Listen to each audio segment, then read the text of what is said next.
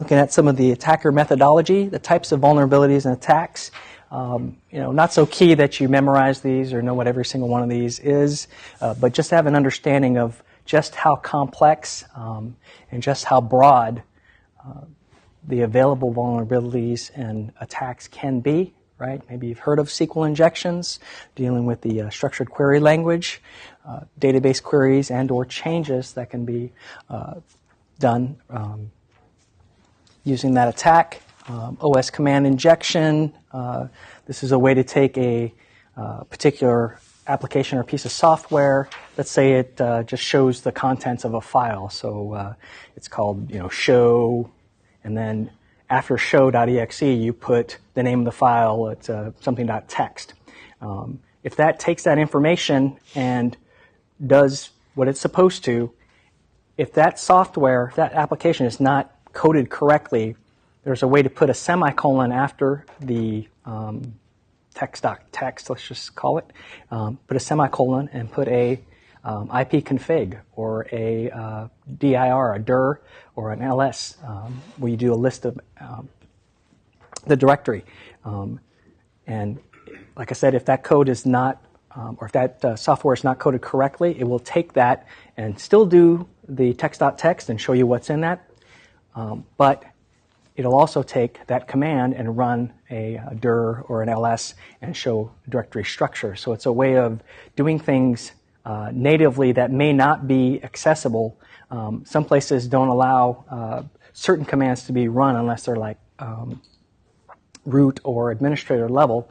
So if you can take a program that will be running at a particular level and do the commands that may be considered not allowed, you can take advantage of some software that's not coded correctly.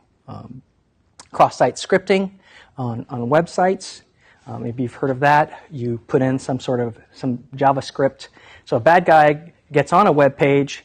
They put some code that they want run the next time somebody else comes to that website and actually interacts with it. And then they basically have that web application do things and get information from the victim or the person that's showing up that second time. So that's how cross-site scripting works.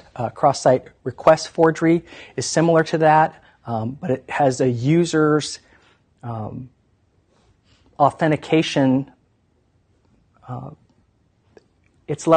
user's level of access does things for the attacker. Is how that one works. Excuse me. Replay attacks are generally man-in-the-middle attacks, where you get in between a user and a server or something like that, and you take what that user did to interact with that server, and you kind of copy it, if you will, or grab packet capture, and then you're able to get some of the information you need to interact with it could be, what if it's a banking server, right? And you might be able to access their accounts or whatever. So you use their information and you're able to replay, adjusting some of that code. Open redirect and application. Open redirect is something just where an application doesn't really check or even ask permission of a user, and they might send a user to, depending on what's put in the string, may send a user, an unaware user, and a user that's not able to say yes or no to go to this site, to a bad site or a particular other site. Sometimes it's used in a way to get more visits to a website, so it may be a little bit more benign, or it's just to make traffic go where they want it to. But at the same time, you may, if you have a malicious website set up, you automatically get people sent there using that type of attack. Buffer overflows, maybe people have heard of buffer overflows, right? A certain input within a program is expecting a certain size.